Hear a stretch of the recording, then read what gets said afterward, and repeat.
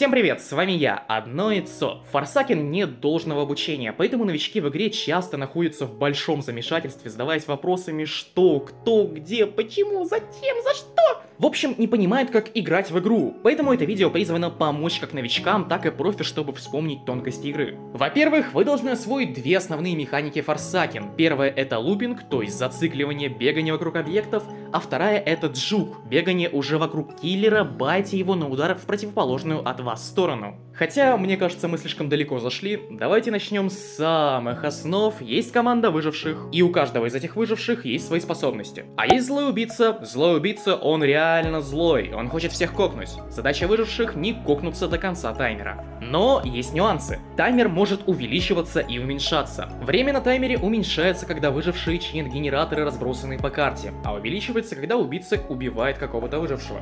Также есть еще одно правило по поводу таймера. Если убийца остается 1 на 1 с последним выжившим, то время на таймере автоматически устанавливается на минуту. В течение этой минуты оба игрока пытаются заполучить победу. Сделано это для честности, чтобы у каждой стороны был шанс на победу, но и тут есть нюанс. Если в конце остаются выживший и киллер, связанные личной историей, то время на таймере устанавливается не на минуту, а на 1,5 минуты. Поэтому, играя за Кулкида, старайтесь заставлять последним выжившим 007, а играя за 1x, старайтесь заставлять последним выжившим именно Шедлецкого. Окей, теперь давайте разберемся, что вы видите, когда заходите в лобби. Во-первых, у вас в правом верхнем углу находится список игроков. Там вы можете посмотреть, кто каких персонажей берет, у кого сколько денег и очки злобы. Очки злобы это очень важно, ведь у кого больше очков злобы, тот и будет следующим киллером. Очки злобы постепенно накапливаются каждый раунд. Совет: если вы хотите быстрее стать киллером и накопить больше очков злобы, то чините генераторы. Ведь за починку генератора вам также начисляются очки злобы. И тоже очень важная информация: если вам не начисляются очки злобы, то скорее всего у вас в настройках включена функция «Отключить убийство», которая отключает вам возможность накапливать очки злобы. И как раз о настройках обязательно настройте настройки перед игрой. Во-первых, в самом низу настроек будет пункт «Включить видимые хитбоксы». Обязательно включите видимые хитбоксы, ведь благодаря ним вы будете лучше играть. Также выставите режим эпилепсии. Это очень важно. Я знаю, вы скажете: я не эпилептик, зачем мне режим эпилепсии? Нет, ты эпилептик! У киллера 1x1 есть пассивка, которая затуманивает ваш экран, когда он по вам попадает.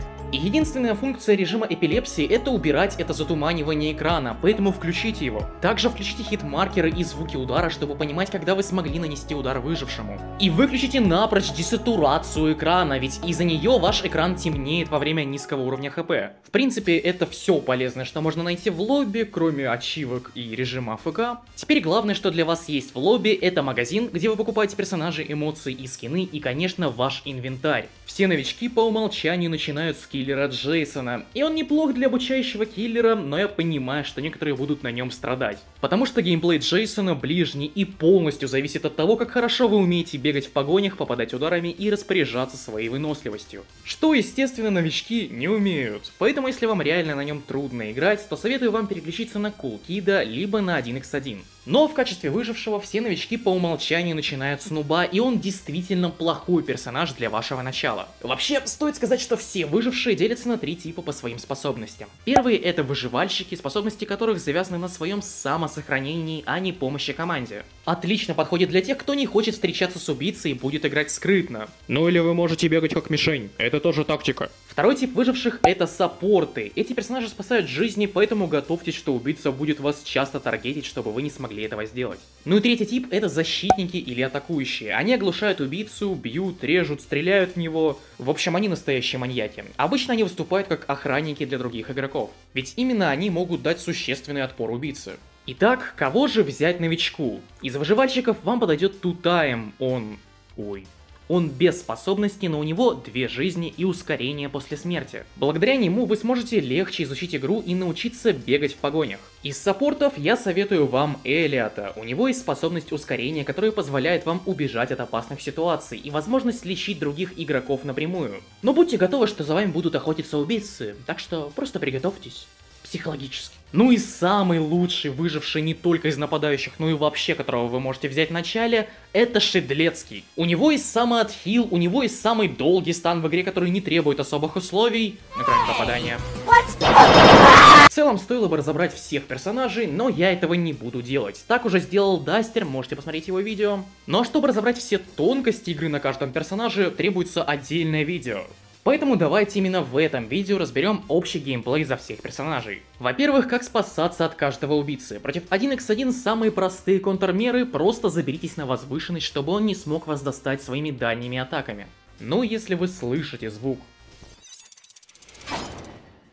то обязательно начинайте маневрировать, чтобы по вам не смогли попасть. В целом бегайте как можно более непредсказуемо, чтобы 1x1 было как можно труднее по вам прицелиться. Против Кулкида тоже нужно быть как можно более непредсказуемым, чтобы он не смог по вам ударить своей комбинацией способностей. Если вы чувствуете, что Кулкид бросит в вас свой кирпич, то поворачивайтесь в другую сторону, чтобы он промахнулся. Бегайте зигзагами, чтобы Кулкид не смог попасть по вам своим рывком. И обязательно не стойте на месте, когда Кулкид призывает своих миньонов, чтобы они не смогли вместе загнать вас в тупик. Джон Доу же требует внимательности. Обязательно обращайте внимание на пол, когда убегаете от него, ведь там может быть заранее поставлена ловушка. И обращайте внимание на обстановку, ведь Джон Доу будет пытаться закрыть вас стеной из шипов в тупик. Ну и не забудьте, что Джон Доу делает замах перед ударом. Это единственный киллер сейчас, у кого такая большая задержка перед ударом, и вы можете это использовать в своих маневрах и уворотах против него. Ну и Джейсон, обязательно оглядывайтесь, когда чините генератор против Джейсона, потому что у него уменьшенный радиус музыки. Из-за этого он может незаметно к вам подкрасться, и также не атакуйте Джейсона атаками, когда у него красный глаз. Во время своего режима ярости Джейсон не восприимчив к атакам.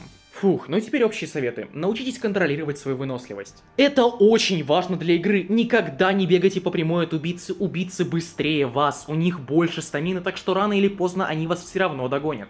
Вместо бега по прямой, бегайте зигзагами, меняйте траекторию, резко поверните за спину убийцы, оббегайте объекты на карте, а еще лучше бегайте вокруг объектов. Если вы потратили на один поворот в углу меньше стамины, чем гонящийся за вами маньяк, то это уже одна маленькая победа. В принципе, зацикливать убийцу, бегая кругами, это хороший вариант для выживания. И еще кое-что важное: никогда, слышите, никогда не доводите стамину до нуля. Из-за этого она будет восстанавливаться в разы медленнее, так что всегда в процессе погони находите время восстановить свою стамину. А еще лучше, если вы оставите стамину в запасе, когда остановитесь.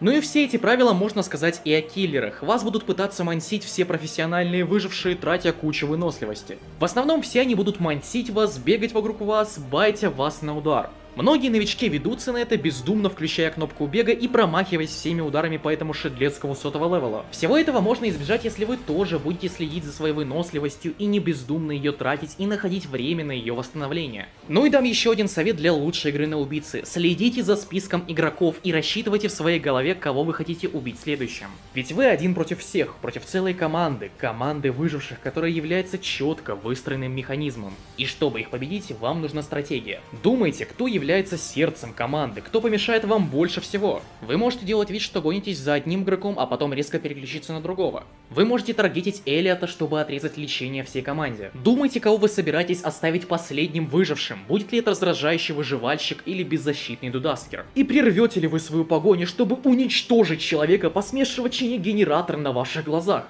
От всего этого зависит ваш успех в матче за киллера. Лично мой совет: всегда убивайте билдерменов, потому что... Я ненавижу билдерменов! Также у меня появился бустик, где вы можете поддержать мои труды. На этом все, ну и всем чмоки-чмоки.